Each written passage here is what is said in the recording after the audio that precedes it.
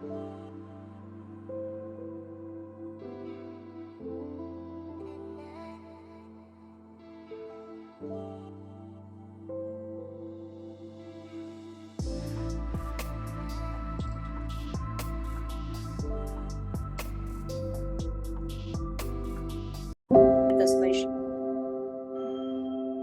चैतन्य मनोविष्टम स्थापितम येन भूतले स्वयं रूपकदामयं ददान्ति स्वपदान्ति। हे कृष्ण करुणा सिंधु दीनबंधु जगत्पते गोपेश गोपिका कांत राधा कांत नमस्तुते।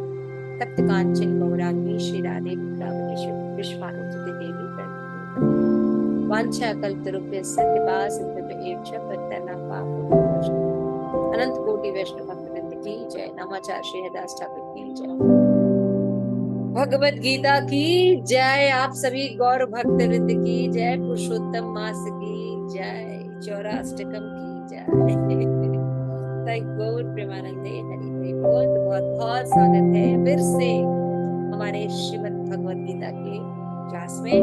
हम पढ़ रहे हैं अध्याय 7 और श्लोका नंबर 21। तो अभी ईशोपनिषद भी हमने पढ़ा। तो बच्चों से मैं पूछना चाहती हूँ, भगवत गीता क्या है? श्रुति भी है, स्मृति भी है। श्रुति भी है, स्मृति भी है। गोलोकेश्वरी, भगवत गीता क्या है? माता जी वैसे तो स्मृति है, बट क्योंकि वो वेदों का सार है इसलिए उसको श्रुति भी मानते हैं। हाँ ठीक है, थैंक यू। मेरी समझ में आ गया, मैंने समझा दिया। ठीक है, आज हम पढ़ेंगे 21 श्लोका। तो मैं पढ़ूंगी, उसके बाद आप लोग भी पीछे से सब लोग बोलिएगा। यो यो याम याम तनु भक्त्या यो यो याम याम तनु भक्तं श्रद्धया श्रद्धया अर्चितुम् इच्छसि इच्छति श्रद्धया अर्चितं तस्य तस्य अचलां श्रद्धाम् तस्य अचलां श्रद्धां ताम एव विधामि अहम्। ताम एव विद्याम् अहम्। मैं प्रत्येक जीव के हृदय में परमात्मा स्वरूप में स्थित हूँ। जैसे ही कोई किसी देवता की पूजा करने की इच्छा करता है, मैं उसकी श्रद्धा को स्थिर करता हूँ, जिससे वो उसी विशेष देवता की भक्ति कर सके। देखिए कितना प्रेम करते हैं जी भगवान आपसे। आपने फिल्मों में देखा होगा ना, हीरोइन को जो चाहिए हीरो सेक्रीफाइस करके उसके लिए वो करता है। देखा होगा ना फिल्म में? हाँ राजेश्वरी, कई फिल्में देखी है ना? हाँ सब याद है ना? सब फिल्म वो याद कीजिए, है ना? और एक वो हीरो पैसा लेके काम किए है ना? इन हमारे जो हीरो, रियल हीरो है कृष्णा, वो हमारे साथ ऐसे ही करते हैं। हम नालायक लोग उनको छोड़कर जब देवताओं की भी भक्ति करते हैं तो उनमें श्रद्धा भी कौन उत्पन्न करता है? डूब मरने वाली बात है हमारे लिए। वो श्रद्धा भी देवता एस्टैब्लिश नहीं करते हैं। गणेश में, लक्ष्मी में, है ना, दुर्गा में, शिव जी में, उनमें श्रद्धा भी स्टैब्लिश वो नहीं कर पाते। ऐसे देवता हैं वो जिनको हम सब कुछ समझते हैं। तो क्योंकि हम भगवान को पसंद नहीं करते, उनसे तो हम द्वेष करते हैं, है ना? तो श्रद्धा भी स्टैब्लिश कौन करता है? भगवान क्या क्लेम कर रहे हैं? मैं कर। इतने नालायक जीव, है ना? और हमसे कितना प्रेम करते हैं भगवान कि किसी भी तरह से मेरा बेटा जो है, मेरा जो अंश है, वो थोड़ा सा तो सुधर जाए। आज देवताओं की पूजा करेगा तो शायद प्यूरिफिकेशन होके मेरी भक्ति भी शुरू कर दी, तो उसका जीवन जो है वो स्वरूप सही हो जाएगा, उसकी सारी प्रॉब्लम खत्म हो जाएगी, है ना? तो ये है भगवान जो पीछे से हमें लव करते हैं और हमें पता भी नहीं रहता। सारे गिफ्ट किसके द्वारा आ रहे हैं? हमारे हस्बैंड के द्वारा। लवर जो है अपनी जो बिलवेड होती है उसको क्या देते हैं? एक रोज। ना उस रोज को उसने पैदा किया है ना उसकी महक उसकी है। फिर वो कहता है चांद सितारे तोड़ के ला दूंगा तुम्हारे लिए। न चांद उसके बाप का है न सितारे उसका है ना? सारी चीजें भगवान की है। और क्लेम क्या करता है वो व्यक्ति, मैं तुमको ये करके दूंगा, है ना। तो प्रेम एक्चुअल में जीव से केवल भगवान ही करते हैं। तो बहुत इंपॉर्टेंट श्लोक है, आइए तात्पर्य पढ़ते हैं। नरसिंह स्तुति माता थोड़ा सा रीडिंग करिए, फिर राजेश्वरी करिएगा नेक्स्ट में। तात्पर्य एवं अनुवाद श्रील प्रभुपाद श्रील प्रभुपाद की जय। ईश्वर ने हर एक को स्वतंत्रता प्रदान की है, अतः यदि कोई पुरुष भौतिक भोग करने की इच्छुक है और इसके लिए देवताओं से सुविधाएं चाहता है, तो प्रत्येक हृदय में परमात्मा स्वरूप स्थित भगवान उसके मनोभावों को जानकर ऐसी सुविधाएं प्रदान करते हैं।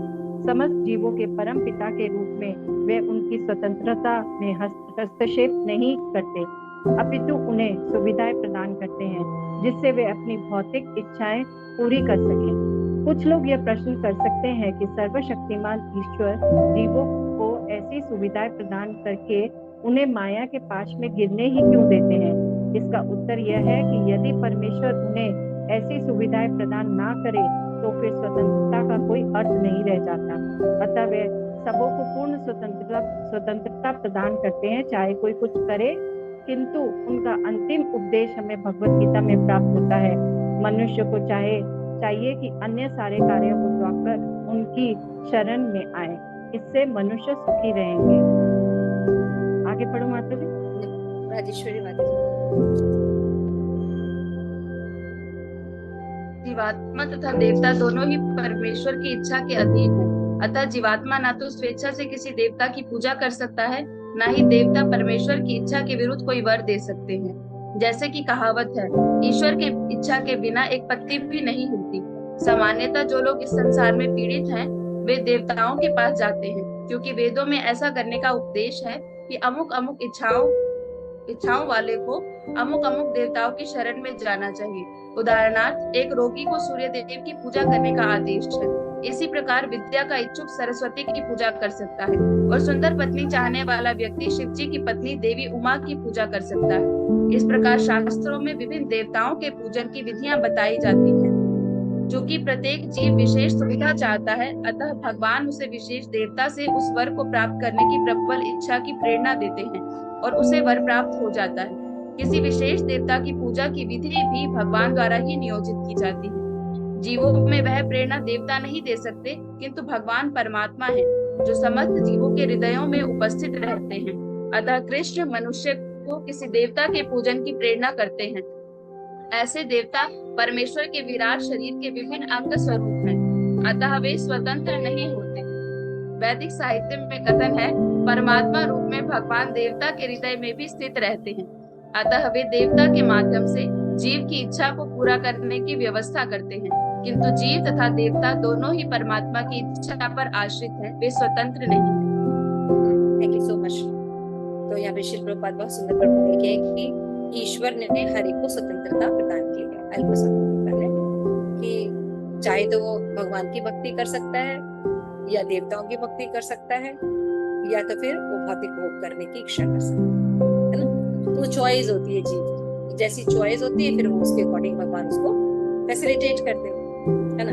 जनरली आप एक क्वेश्चन सुनते होंगे कि अगर इतना दुखमय संसार था तो भगवान ने इसको क्रिएट ही क्यों किया, बनाया ही क्यों, इतना दुख बड़े संसार भगवान ने बनाया ही। तो ये पता होना चाहिए कि ये जीव को स्वतंत्रता दी गई है। ये भौतिक जगत हमारी क्रिएशन है, भगवान की क्रिएशन नहीं। हमारी इच्छाओं के कारण हमने, जो उदंड बालक होते हैं, दुष्ट सबसे ज्यादा, जो भगवान अपने माँ बाप से नहीं प्रेम करते, तो वो बच्चे हम लोग हैं। और हमने इतनी ज्यादा डिमांड की, हमें भी अपना घर, हमें भी अपना प्लेनेट चाहिए, हम भगवान बनेंगे। भगवान बहुत समझाए, ऐसा मत करो, केवल दुख के अलावा तुम्हें कुछ प्राप्त नहीं होगा मुझसे दूर रह के। लेकिन हम भगवान से दूर रहने के लिए आतुर थे, तो भगवान ने हमारे लिए ये घर दे दिया, मटेरियल वर्ल्ड। कितने सुखी हैं, वो दिख ही रहा है सबके चेहरे पर, हम लोग कितने सुखी हैं। तो भगवान जो है हमें सारी सुविधाएं प्रदान करते हैं। तो मटेरियल जगत का क्रिएशन हमारी इच्छाओं के कारण होता है, और इससे बाहर भी हम अपनी इच्छा के द्वारा ही निकल सकते हैं। इसलिए ज्ञान होना बहुत जरूरी है। यहाँ पे भगवान एक बहुत ही गोपनीय ज्ञान कि देवी देवता भगवान के शरीर के अंग है ना, रिप्रेजेंटेटिव देवी देवता। मेन जो है वो भगवान, यानी कई लोग ये बोलते हैं कि जो भारतीय सनातन धर्म में इसमें कई भगवान है। नहीं, कई भगवान नहीं है, भगवान एक ही है, बाकी सब उनके अंडर में रहने वाले प्रतिनिधि हैं। भगवान एक ही है, वो है कृष्ण। हर किसी को ये एक्सेप्ट करना होगा कि भगवान एक ही है, वो है कृष्ण। और देवी देवता जो है उनके शरीर के अंग यानी प्रतिनिधि करते हैं, उनकी अध्यक्षता में कार्य करते हैं। तो यहाँ पे इस श्लोक में इस बात को प्रमाणित करता है। अगर देवी देवता इतने सक्षम थे तो उनको अपने अंदर जो भी व्यक्ति उनको भक्ति करना चाहता है, पूजा करना चाहता है, तो उनकी भक्ति को एस्टैब्लिश करने का तो कम से कम उनके अंदर होना चाहिए ना स्टेमिना। यहाँ भगवान क्या कह रहे हैं, अगर किसी देवी देवता की भक्ति करनी है तो उस जीव को उसकी श्रद्धा एस्टैब्लिश मैं करता हूँ उस देवी देवता को। तो मुझे जब मैंने ये श्लोक पढ़ा था फर्स्ट टाइम, मुझे ये लगता था कि जिस देवी देवता में इतनी ताकत नहीं कि वो अपनी श्रद्धा मेरे अंदर क्रिएट कर सके, ये श्रद्धा भी भगवान क्रिएट करते हैं। देखिए लास्ट में श्री प्रभुपाद लिखते हैं कि रूल्स एंड रेगुलेशन भी भगवान ही बना के देते हैं कि इस देवी देवता की पूजा ऐसे कर रही है ना, 16 सोमवार का व्रत ऐसे किया जाएगा, कावड़िया लेके ऐसे जाया जाएगा। ये रूल्स एंड रेगुलेशन भी निर्माण भगवान का, सोच के देखिए, है ना। श्री प्रभुपाद कह रहे हैं कि परमात्मा के रूप में भगवान सभी के हृदय में रहते, सभी जीवों के अंदर रहते, मतलब हमारे हृदय में तो रहते ही हैं, उन देवताओं के हृदय में भी रहते हैं। और अंदर से भगवान देवताओं को मार्ग बताते हैं कि इस जीव को क्या कल्याण देना है। देखिए सारे जो भगवान जितने भी देवी देवता हैं वो कोई वर भी नहीं दे सकते जिस वर के लिए हम इतनी कठिन तपस्या करते हैं। तो एक्चुअल में हीरो कौन होते हैं, कर्टन बिहाइंड कृष्णा। कृष्णा अगर हेल्प नहीं करे तो कुछ हो ही ना, देवी देवता भी कुछ नहीं कर सकते। तो समझियो कि परम पिता के रूप में वे उन्हें स्वतंत्रता में हस्तक्षेप नहीं करते, उन्हें सुविधा प्रदान करते ताकि उनकी भौतिक इच्छाएं पूरी हो। जब एक क्वेश्चन है कि कुछ लोग ये प्रश्न कर सकते हैं कि सर्वशक्ति भगवान ईश्वर जीवों को ऐसी सुविधा प्रदान करने उन्हें माया के पास में गिरने ही क्यों देते हैं। बहुत से लोग क्वेश्चन पूछते हैं ना, भगवान ने जगत क्यों बनाया, इसके बहुत सुंदर आंसर है, ये आप लोगों को अंडरलाइन करना चाहिए। कभी कोई पूछे तो यहाँ से बताना चाहिए कि भगवत गीता में ये बताया गया है ना कि भगवान ने ये जगत ही क्यों बनाया जो दुखों से भरा हुआ। उसका आंसर क्या है, इसका उत्तर ये है कि यदि परमेश्वर उन्हें ऐसी सुविधा प्रदान न करे तो स्वतंत्रता का कोई अर्थ नहीं रह जाता। तो जबरदस्ती प्रेम हो गया ना, उठा के लेके चले गए, नहीं मुझसे प्रेम करो है ना। प्रेम में स्वतंत्रता देनी पड़ती है।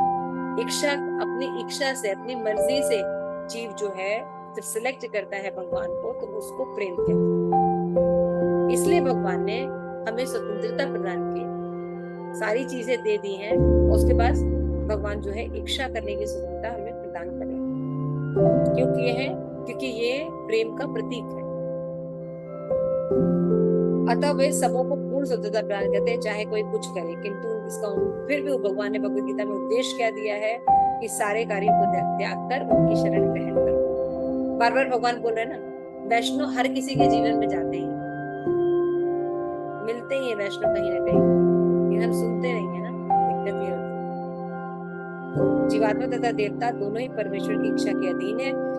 जीवात्मा न तो स्वेच्छा से देवताओं की पूजा कर सकता है, ना देवता परमेश्वर की इच्छा के विरुद्ध कोई वर दे सकता है। अब बताइए कोई व्यक्ति ऐसा होगा जो अपने में भगवान अगर इसी पावर का यूज करे और उस अपने में श्रद्धा डेवलप करा ले तो मुश्किल है कोई उनके लिए। लेकिन कितना प्रेम करते हैं भगवान की, अगर उसको कहीं किसी और के साथ श्रद्धा है भगवान उसमें उसको एस्टैब्लिश कर देते हैं ताकि वो सुखी रहे कम से कम। सामान्य लोग इस संसार में पीड़ित है देवताओं के पास जाते हैं, क्योंकि अभी पिछला श्लोक हमने पढ़ा था जिसकी बुद्धि कामनाओं के द्वारा हर ली जाती, कामस्थ अपहत ज्ञान, इसके कामनाओं चाहिए, इच्छाएं हैं, भौतिक इच्छाएं भोगना है, वो देवी देवताओं की शरण में ग्रहण करते हैं। श्री प्रभुपाद कहावत कहते हैं, ईश्वर के इच्छा के बिना एक पत्ता भी नहीं हिलता, है ना। तो क्रिएशन कैसे हो जाएगा? मान लीजिए हम भोगना चाहते हैं, देवी देवता की पूजा करना चाहते हैं, तो वो भी भगवान सारा कुछ करके देते हैं। कौन ऐसा करेगा कि मैं राजा ना रहूं, आप तो तुम राजा बने रहो? ऐसा कोई करेगा? अपनी सारी पावर सब कुछ दे के भी अपना पीछे रहेगा? तो जिस हीरो की हम कल्पना करते हैं, जैसा हम चाहते हैं, तो मैंने आपको भी शुरू में बताया ना कि एक लवर जो है अपने बिलवेड को फ्लावर देता है, ये करता है, एक भी चीज उसने क्रिएट की है, तो फिर वो दावा कैसे कर सकता है? वो कैसे किसी को लव दे सकता है? वो खुद मृत्यु के चकाल में खड़ा है, वो दूसरे को क्या मृत्यु से बचा पाए? तो ये सब चीजें हमें समझनी चाहिए कि असली जो प्रेम है वो भगवान करते हैं। श्री प्रभा ने अभी बताया कि अगर हमें रोग से मुक्त होना है, सूर्य देव की पूजा करते हैं, विद्या चाहिए, सरस्वती, ऐसे पूरा लिस्ट दे के रखा है। लेकिन श्री प्रभा बताते हैं ये सारे जो वरदान जो देते हैं ये देवी देवता, ये भी उनके द्वारा दिए जाते हैं। यानी देवता जो है स्वतंत्र नहीं है, जैसा भगवान परमिशन परमिट करते हैं वो वैसा ही करते हैं, है ना। अतः वे देवता के माध्यम से जीव की इच्छा को पूरा करने की व्यवस्था करते हैं, किंतु जीव तथा देवता दोनों ही परमात्मा की इच्छा पर आश्रित है, वे स्वतंत्र नहीं है। ये फिलॉसफी बिल्कुल क्लियर होनी चाहिए।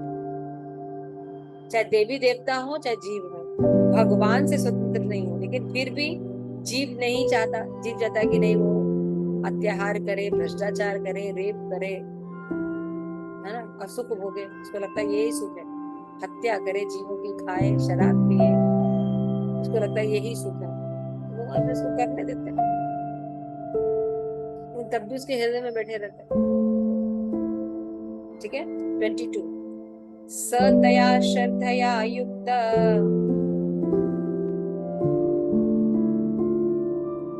तस्य आराधनम् इहते आराधनम् इहते लभ्यते च तत्कामान् मया एव विहितान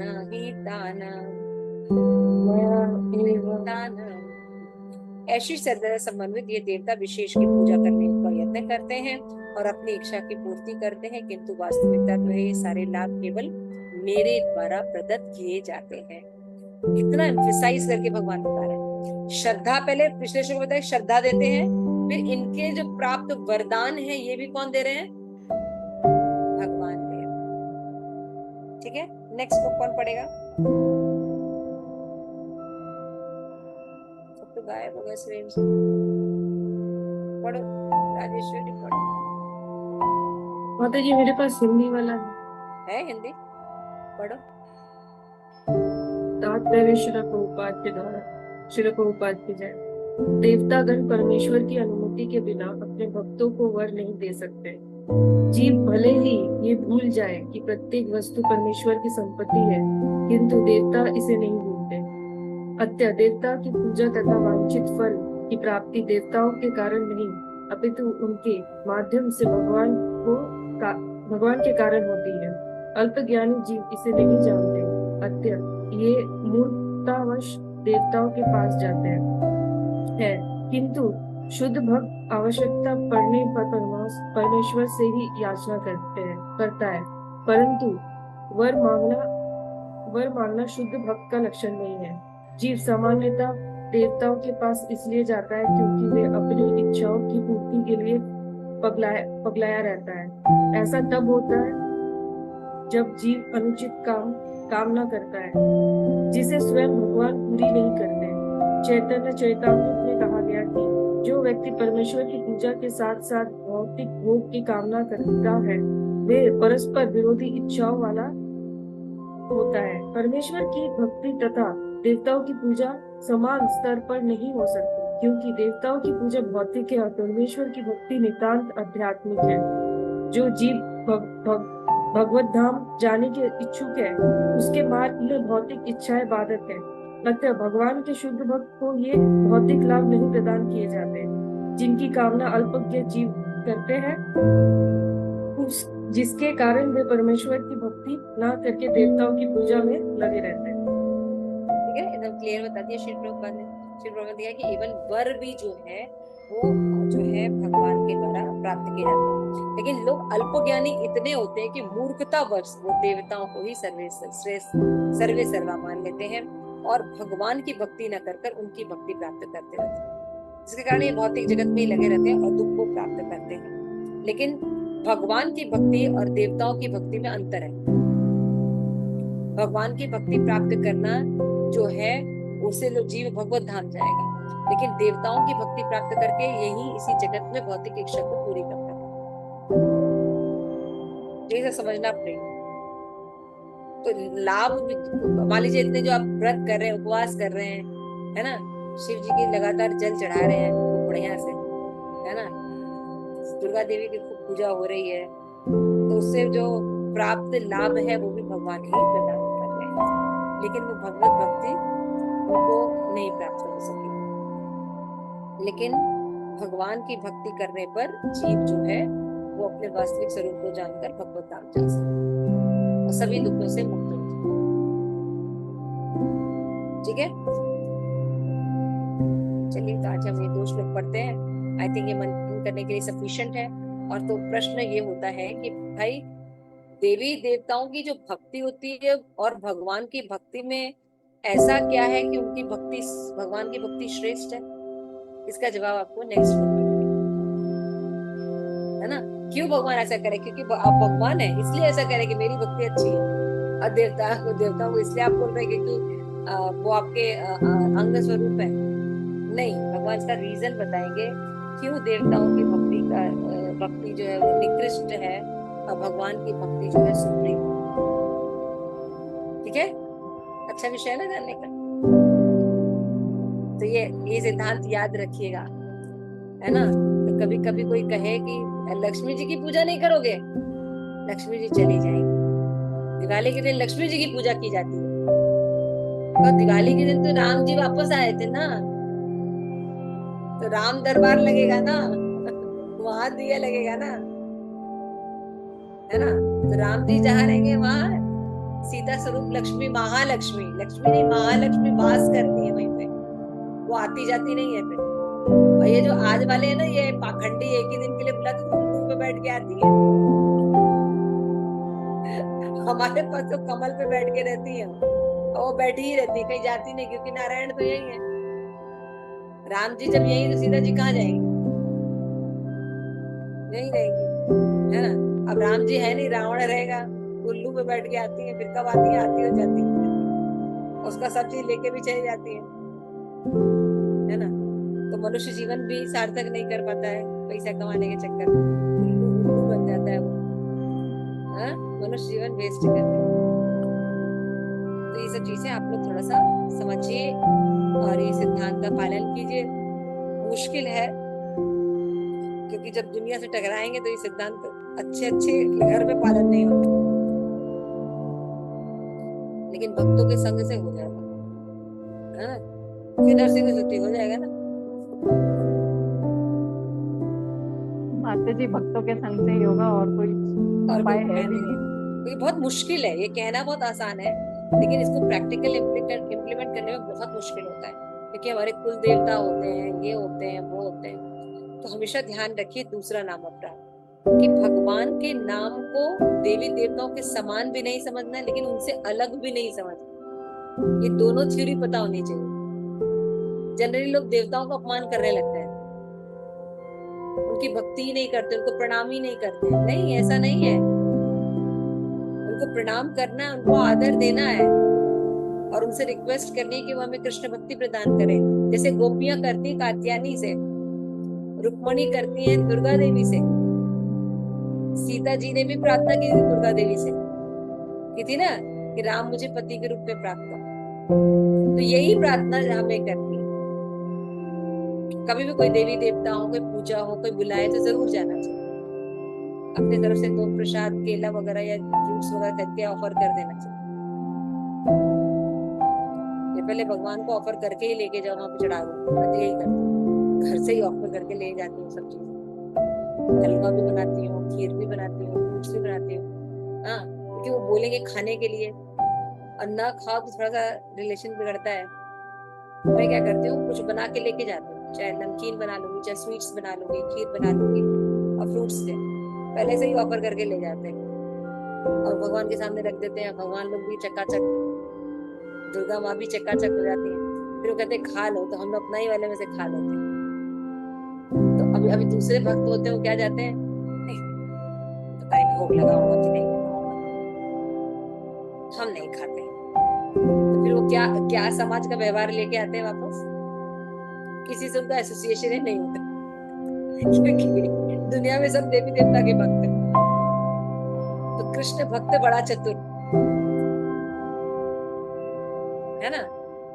फ्रूट्स लेके जाइए, सब कुछ राजी करके, हाँ पेट खराब है, फ्रूट्स ही दे दीजिए मुझे, वो अपना ही फ्रूट्स एक वापस ले लीजिए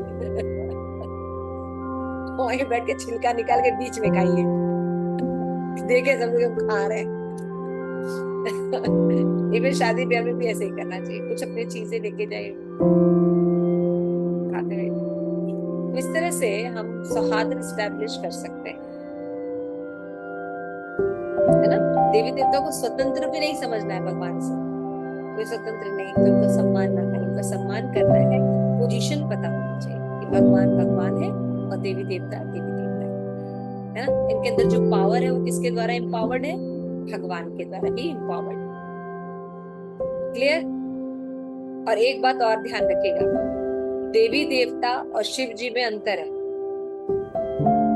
शिव जी देवता नहीं है और शिव जी भगवान भी नहीं है, यानी देवता और भगवान के बीच में आते हैं, वो है वैष्णव। क्लियर हो गया। शिव जी देवता नहीं है, देवताओं की कैटेगरी में शिव जी नहीं है। तो ये मेरा एक क्वेश्चन है कि आप लोगों को कैसे आप प्रूव करेंगे कि जो भगवान जो है वो परमात्मा के रूप में रहते हैं देवी देवताओं के, और उनको इंस्ट्रक्ट करते हैं, उनमें श्रद्धा क्रिएट करते हैं भगवान। भाई ब्रह्मा जी की कोई भक्ति किया तो उसको बढ़िया फटाफट वर दे देना चाहिए, लेकिन पता चलता है रावण आता है, वो उन्हीं का कल्याण करने लगता है। और एक और था ना, जो सर पे हाथ रखने के लिए शिव जी को बोला जल जाए जिसके ऊपर हाथ रख, भस्मासुर भस्म हो जाए। हाँ, तो आपने देखा है ना, कई गलतियां होती हैं। ब्रह्मा ने कहा भैया वरदान दे दिया, तथास्तु हिरण्यकश्यप को, ना अंदर मरू ना बाहर मरू ना ऊपर ना मरू नीचे। भगवान कहते बेटा ऐसा वर देने से पहले पूछ लिया करो मुझसे, क्या फिर होगा क्या। वो कहते आप है ना, पूरा भरोसा रहता है आप है ना, तो मतलब कुछ भी कर लो आप है तो, है ना। तो आप देखिए, इसीलिए उनकी गलतियां होती है। लेकिन कभी आपने कृष्ण लीला में सुना है कि जीव को भगवान ने कोई गलत वरदान दिया हो, या वरदान देके भगवान को फंसाया जा रहा हो, ऐसा कहीं देखा है आपने। क्योंकि भगवान जो है वो जीव की अंदर की स्थिति जानते हैं। शिव जी भस्मासुर के हृदय में नहीं देख रहे कि उनकी बीवी पर नजर लगाए हुए हैं, मेरी बीवी पर नजर लगाए हुए पार्वती पर, क्योंकि वो परमात्मा नहीं है ना, समझ रहे हैं। वो परमात्मा नहीं है, परमात्मा कृष्ण है। तो ऊपर से तुम चाहे जितना भी कर रहे हो, लेकिन अंदर से क्या तुम्हारी खिचड़ी पकड़ी है, सब ठाकुर जी देख रहे हैं। इसीलिए मैं बार बार कहती हूँ भाव और क्रिया दोनों कृष्ण भक्ति में होनी चाहिए, क्योंकि भगवान जो है अंदर भी देख लेते हैं चल क्या रहा है ऊपर से तो बहुत बड़ा बढ़िया भक्त बना हुआ है, एकदम फर्स्ट क्लास चल रहा है सब, लेकिन बाहर से सब बढ़िया, लेकिन अंदर से काला झोला है सब। भगवान को कोई भी उल्लू, सच्चिदानंद प्रभु बोलते हैं कृष्ण को कोई चूना नहीं लगा सकता कृष्ण को कोई चूना नहीं लगा सकता। इसलिए कृष्ण भक्ति बहुत सावधानी पूर्वक करनी चाहिए। और स्पेशली ये जो 2 श्लोक आपने पढ़ा, इससे और भी पोजीशन क्लियर हो जाए, है ना, कि श्रद्धा और वरदान जिसके लिए हम किसी देवता के पास जाते हैं, ये दोनों सोचो कृष्ण के द्वारा एस्टैब्लिश किए, कितनी बड़ी बात है। ठीक है, हरे कृष्णा। श्री प्रभुपाद की जय। आप सभी को भक्त